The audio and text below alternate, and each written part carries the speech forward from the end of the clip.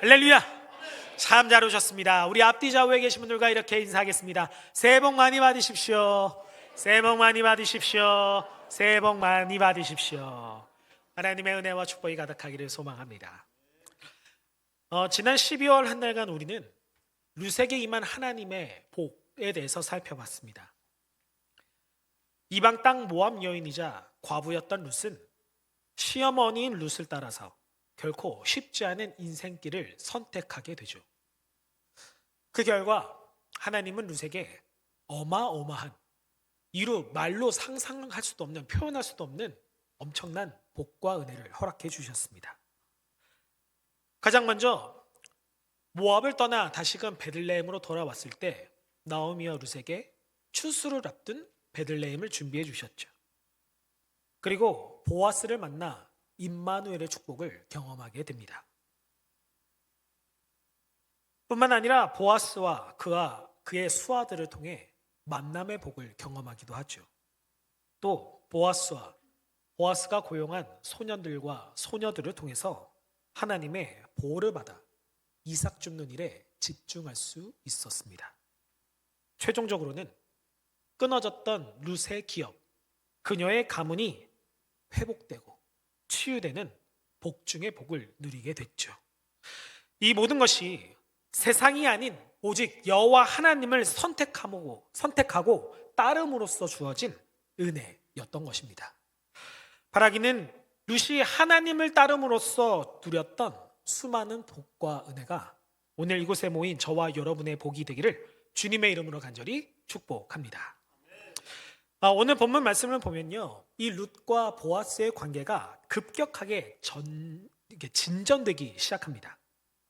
두 사람의 관계를 진전시키는 데 있어서 1등 공신이 있었는데 다름 아닌 룻의 시어머니 나오미였어요.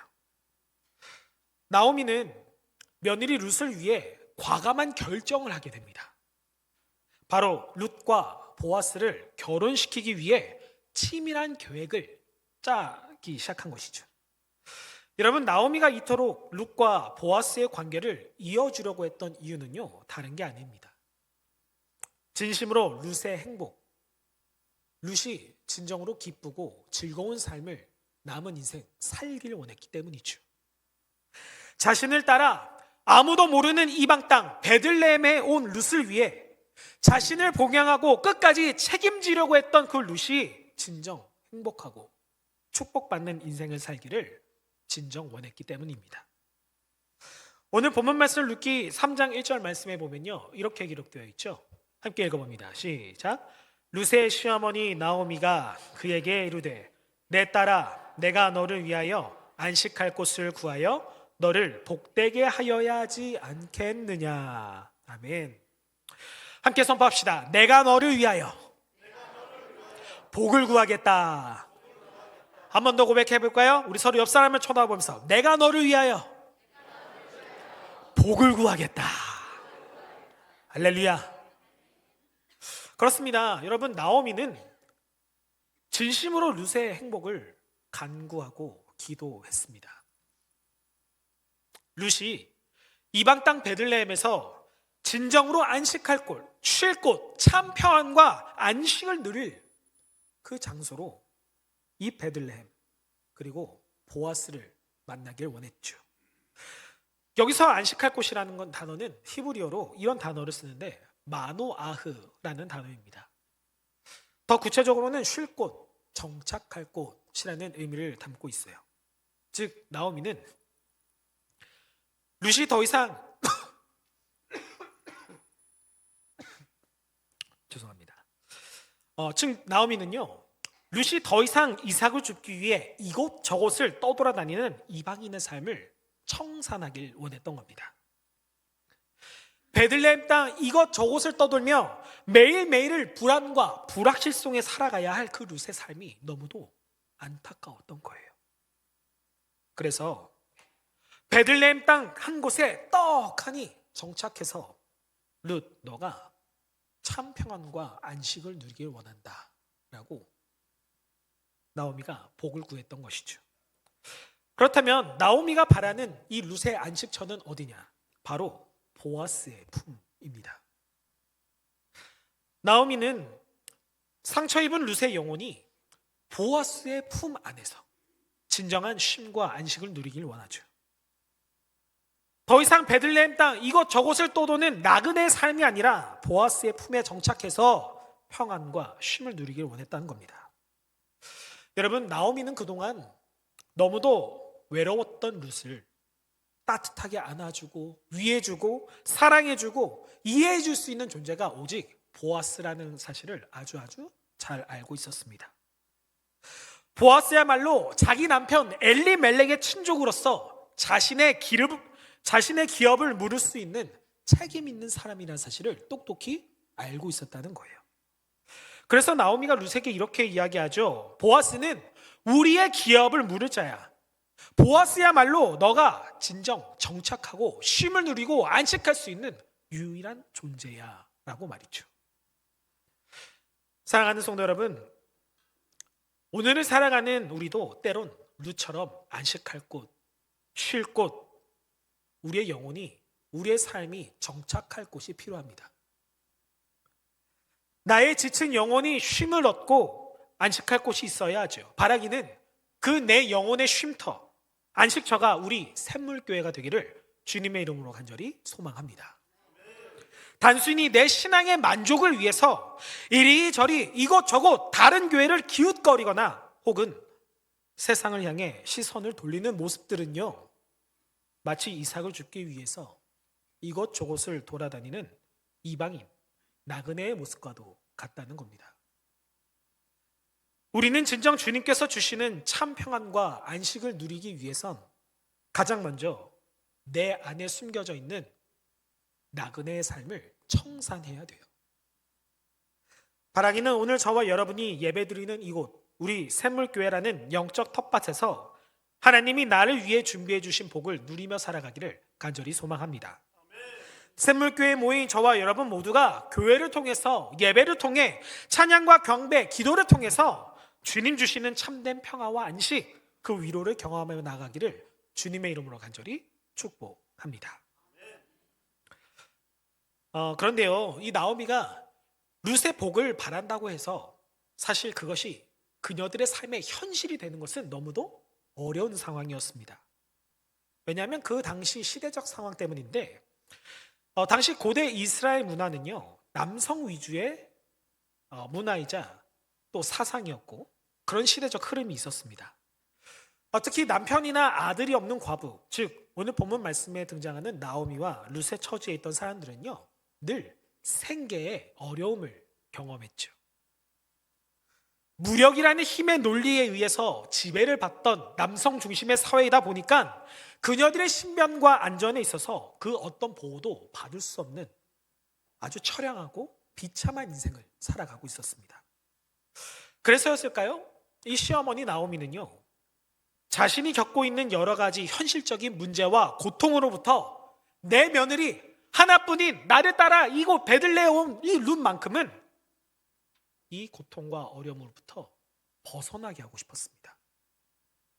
그래서 나오미가 선택한 것이 룻과 보아스의 혼인 관계였어요. 결혼이죠. 어떻게든 보아스를 자신들의 기업 물을 자로 선택을 해서 룻과 혼인하도록 치밀한 작전을 짜 내려가기 시작한 것입니다. 그것이 오늘 본문 말씀 룻기 3장 2절부터 3절 말씀에 기록되어 있는데 좀 구체적으로 기록되어 있어요. 우리 두 절의 말씀 함께 읽어봅니다. 시작. 내가 함께하던 하녀들을 둔 보아스는 우리의 친족이 아니냐. 보라, 그가 오늘 밤에 타작마당에서 보리를 까불리라. 그런즉 너는 목욕하고 기름을 바르고 의복을 입고 타작마당에 내려가서 그 사람이 먹고 마시기를 다 하기까지는 그에게 보이지 말고. 아멘. 먼저 나오미는 오늘 밤 보아스의 타작마당에서 보리가 까부를 때를 기다려라 라고 이야기합니다. 근데 여러분, 여기서 우리가 주목해야 할 때가 있는데 바로 오늘 밤이라는 때예요. 이 밤이라는 시간은요, 하나님께서 룻과 보아스를 통해 이루실 은밀한 계획과 뜻을 의미합니다. 즉 나오미가 계획한 룻과 보아스의 결혼 대작전이 실현돼 그 밤, 그때는 하나님께서 이루시고자 하는 세밀한 계획이 숨겨져 있다는 것이죠. 그렇게 나오미는 보아스를 만나기 전에 룻이 반드시 이행해야 할, 준비해야 할 사항에 대해서 구체적으로 제시하기 시작합니다. 목욕을 하고 기름을 바르고 옷을 갈아입어라 라고 말이죠. 여러분, 왜 나오미가 룻이 보아스를 만나기 전에 좀 번거롭고 귀찮게 목욕도 하라고 시키고, 왜 기름을 몸에 바르라고 이야기를 하고, 왜 굳이 입고 있던 옷을 벗어서 새로운 의복으로 갈아입으라고 이야기했을까요? 그냥 단정하게 잘 차려입고 가기만 해도 될 텐데 왜 이 세 가지 사항을 반드시 지켜야 할 것을 강조했을까요? 여러분, 룻이 목욕 재개를 하고 몸에 기름을 바르고 또 새 옷을, 의복을 갈아입어야 할 마땅한 이유가 있었습니다. 바로 룻의 인생에 새 출발을 하기 위함이에요. 룻기 말씀뿐만 아니라 성경에는요, 이와 굉장히 흡사한 상황이 하나 있는데, 우리 사무엘하 말씀을 보면요, 다윗도 룻처럼 목욕을 하고 몸에 기름을 바르고 의복을 갈아입는 그 순간, 상황에 대해 구체적으로 기록되어 있습니다. 우리 사무엘하 12장 19절과 20절 말씀을 함께 읽어봅니다. 시작. 다윗이 그의 신하들이 서로 수근거리는 것을 보고 그 아이가 죽은 줄을 다윗이 깨닫고 그의 신하들에게 묻되 아이가 죽었느냐 하니 대답하되 죽었나이다 하는지라.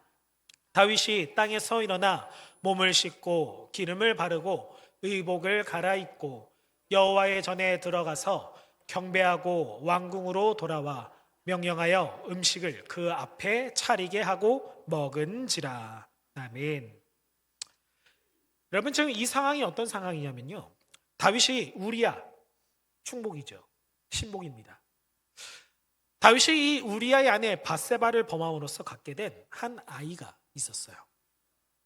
사실 우리아를 사지에 내몰고 그의 아내를 취한 다윗의 행동은 하나님 보시기에 악한 행동이었죠. 그래서였을까요? 이 다윗과 밧세바 안에서 태어난 이 아이는요, 태어나자마자 죽을 위기에 처하게 됩니다. 병을 앓기 시작한 것이죠. 그래서 여러분, 다윗이 어떻게든 이 아이를 살려보고자 하나님께 간절하게 간구하고 기도하고 하나님 앞에서 금식도 하고 밤새도록 땅에 엎드려 기도했는데요, 하지만 다윗의 간절한 간구와 기도에도 불구하고 이 아이는 이래, 즉 7일 만에 죽게 됩니다. 다윗에게 들려온 절망적인 소식이죠.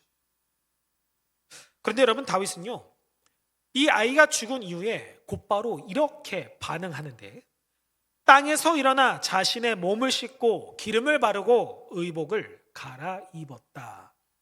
성경은 기록하고 있습니다. 즉 다윗이 목욕 재개를 하고 기름을 바르고 의복을 갈아입는 행위는요, 지난 과거를 홀홀 털어버리고 다시 새로운 시작을 알리는 의미를 담고 있다는 거예요.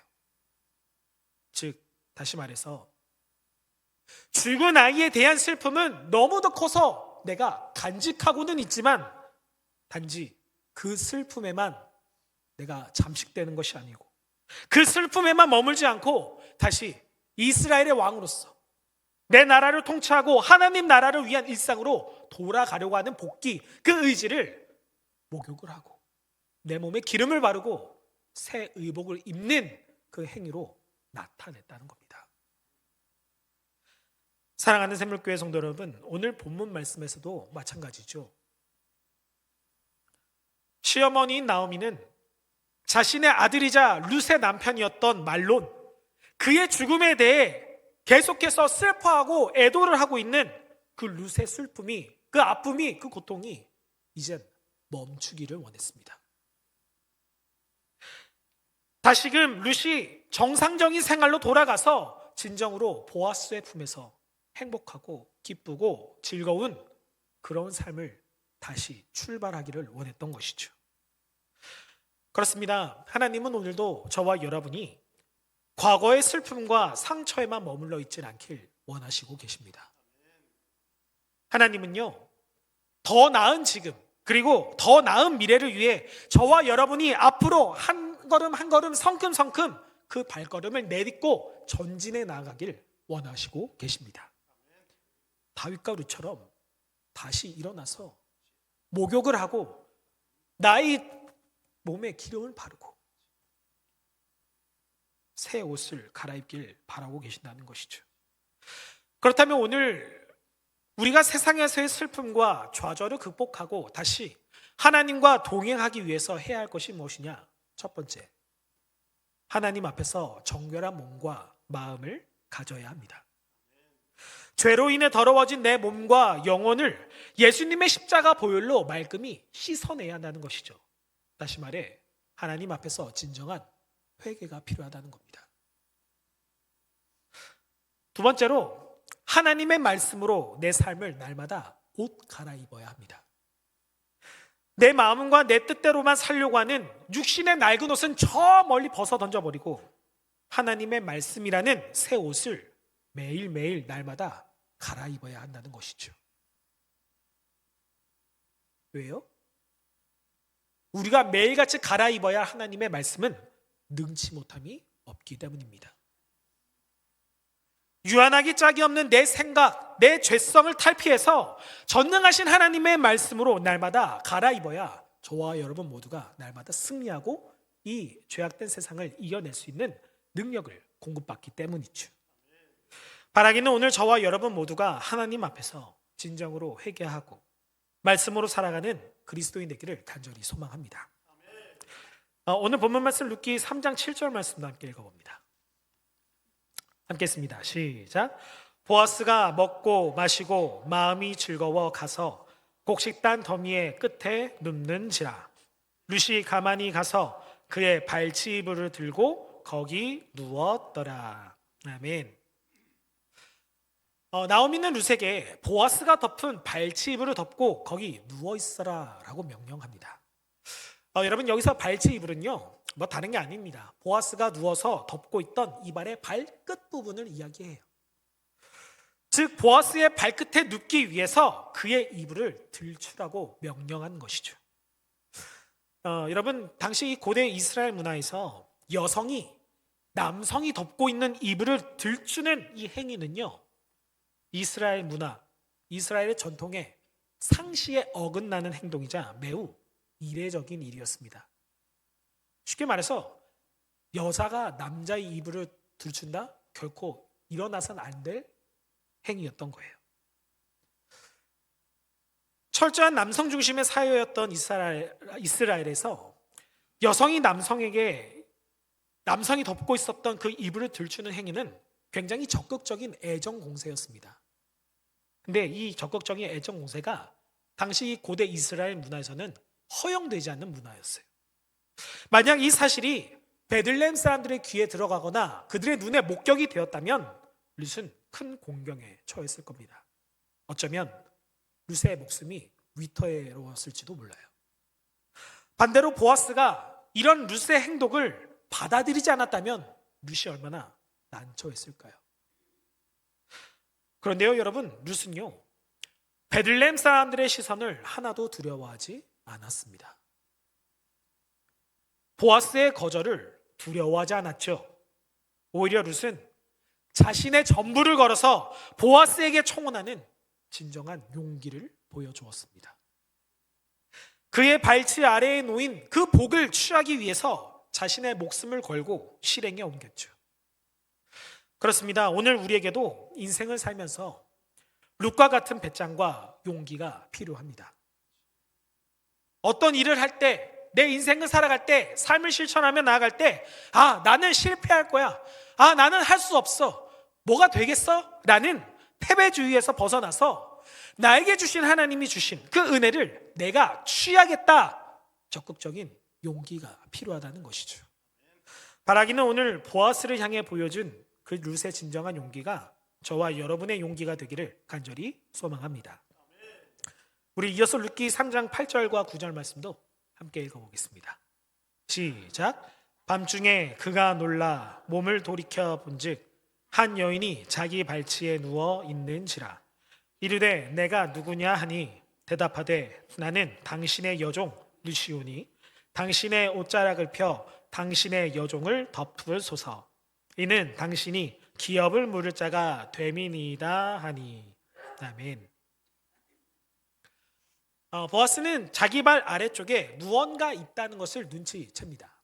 그리고 이불을 들쳐서 자기 발치 아래 누워있는 한 여인을 보고 소스라치게 놀라죠. 네가 누구냐? 이에 루시 여러분 이렇게 대답합니다. 나는 당신의 여종 루시오니 당신의 옷자락을 펴 당신의 여종을 덮으소서. 이는 당신이 기업을 물을 자가 됨이니이다. 보세요 여러분, 사실 보아스가 룻을 향해서 너가 누구냐라고 물어봤을 때 그 보아스의 질문에 룻은 이렇게 대답할 수 있었습니다. 저는 당신의 일가 친척 엘리멜렉의 아들 말론의 며느리 룻입니다. 말론의 부인입니다. 저는 나오미 시어머니를 따라 이 베들레헴으로 온 룻입니다. 즉 자신의 정체성을 엘리멜렉, 나오미, 말론 이 보아스의 가문과 연결지어서 자신의 정체성, 자기소개를 할 수 있었는데 그렇게 하지 않았다는 거예요. 누구의 아내도 며느리도 아니죠. 룻은 철저하게 자신의 정체성을 보아스에게 두고 이야기합니다. 나는 당신의 여종입니다. 그러하니 당신의 여종에게 옷자락을 펴 나를 덮어주세요. 보아스 당신만이 나의 기업을 회복할 수 있는 유일한 사람입니다 라고 말이죠. 여러분, 당시 여자가 남자에게 옷자락을 덮어달라는 그 요구에는 자기의 남편이 되어달라는 청혼의 의미가 담겨 있습니다. 생각해 보세요.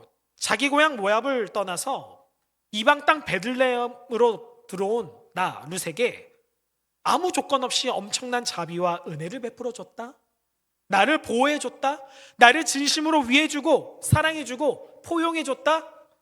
룻은 절대 보아스를 포기할 수 없었어요. 시어머니 나오미의 말을 따라서 끊어진 자신의 기업을 물을 자는 오직 한 명, 보아스라는 사실을 룻 역시도 인정하고 룻 역시도 인지하고 있었다는 겁니다. 이에 보아스가 이렇게 대답하죠. 우리 룻기 3장 10절 말씀도 함께 읽어보겠습니다. 시작. 그가 이르되 내 딸아 여호와께서 내게 복 주시기를 원하노라. 내가 가난하건 부하건 젊은 자를 따르지 아니하였으니 내가 베푼 인애가 처음보다 나중이 더하도다. 아멘. 우리 이렇게 함께 선포해 볼까요? 네가 베푼 은혜가 처음보다 나중이 더하도다. 한 번 더 고백해 보겠습니다. 너가 베푼 인애가 처음보다 나중이 더하도다. 할렐루야. 당시 룻의 나이는요, 여러분 언뜻 봐도 굉장히 어린 나이였죠. 마치 소녀처럼 보일 정도로 매우 젊은 나이였습니다. 그래서 어쩌면 룻은요, 자기 고향 이방 땅 모압을 떠나서 베들레헴으로 돌아왔을 때 수도 없이 많은 사람들로부터, 젊은 남자들로부터 청혼을 받지 않았을까 한번 생각해 봅니다. 아직 너무도 어린 나이잖아요. 그러나 여러분, 룻은요, 자신에게 들어왔던 모든 청혼을 거절하고 자신이 선택한 사람이 있었습니다. 보아스예요. 여러분, 만약 우리가 룻의 상황에 처했다면 어떤 선택을 할까요? 가능하다면 비교적 젊고 능력 있는 남성, 건강하고 멋진 남성, 힘이 있는 남성, 돈 많은 남성을 선택하지 않을까요? 세상적인 기준과 잣대로만 본다면 당연히 젊고 돈 많은 남자, 나의 목숨을, 나의 안위를 지켜줄 힘 있는 남자를 원했겠죠. 그러나 룻은요, 젊고 힘 있고 돈 많은 남자가 아니라 베들레헴 땅으로 돌아왔을 때 나에게 수많은 배려와 자비 그리고 은혜를 베풀어준 보아스를 자신의 기업을 물을 자로 선택합니다. 그리고 그에게 자기 목숨, 자기 인생을 내건 청혼을 하게 돼요. 그를 얼마나 간절히 원하고 원했으면 보아스의 몸 옆이 아니라 그의 발치, 그 더러운 자리에 누워서 그가 일어나기만을 간절히 기다리고 있었을까요? 그렇게 보아스는요, 자신을 향해 진심으로 청혼을 한 룻에게 이렇게 대답합니다. 너가 나에게 베푼 인애가 처음보다 나중이 더하도다. 여러분, 여기서 인애는 우리가 잘 알고 있는 헤세드라는 말입니다. 헤세드는 자비와 은혜, 하나님의 불변적인 사랑을 의미하죠. 그런데 여기서 더 중요한 사실은요, 사실 그동안 룻만 보아스를 통해서 하나님의 크신 자비, 은혜, 인애를 경험했다고 생각했는데, 보아스도 역시 룻을 통해서 헤세드, 자비와 은혜를 경험하고 있었다는 사실입니다. 보아스는 그동안 룻이 시어머니 나오미에게 베푼 그 자비, 은혜, 그 인애가 굉장히 크고 놀랍다고 인정하고 있었어요. 그런데 지금 룻이 기업을 물을 자로 나 보아스를 선택해 준 것에 대해서 훨씬 더 큰 감격을 느낍니다. 즉 보아스는 과거 룻이 시어머니에게 베푼 인애보다 나 보아스에게 베푼 인애가 훨씬 더 크다는 것을 스스로 인정한 거예요. 이것이 보아스와 룻 사이에 공유되었던 하나님의 인애이자 자비, 은혜였던 것이죠. 말씀을 마무리합니다. 우리 사랑하는 샘물교회 성도 여러분, 오늘 우리는 인생을 건 룻의 청혼을 통해서 그녀에게 주어진 하나님의 크신 축복을 발견합니다. 나아가 보아스와 룻에게 임한 하나님의 인애를 발견할 수 있었어요. 여러분, 오늘 우리가 하나님께서 저와 여러분에게 주시는 축복과 인애를 실제적으로 누리기 위해서는요, 첫 번째, 자신의 전부를 걸어 청혼했던 룻의 진정한 용기를 저와 여러분 모두가 소유해야 합니다. 두 번째로, 발밑이라는 이 가장 낮은 자리, 그 더러운 자리에서 끝까지 기다릴 줄 알았던 룻의 인내를 발견해야 하죠.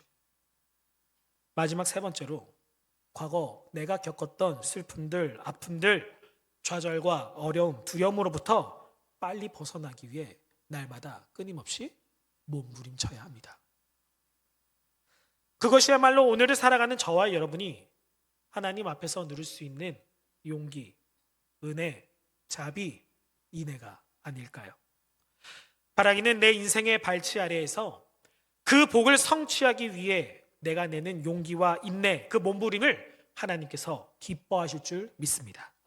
나아가 그 과정을 통해서 가장 선하고 아름다운 삶의 열매들이 우리 샘물교회 성도님들의 삶에 풍성히 맺어지기를 주님의 이름으로 간절히 축원합니다. 기도하시겠습니다.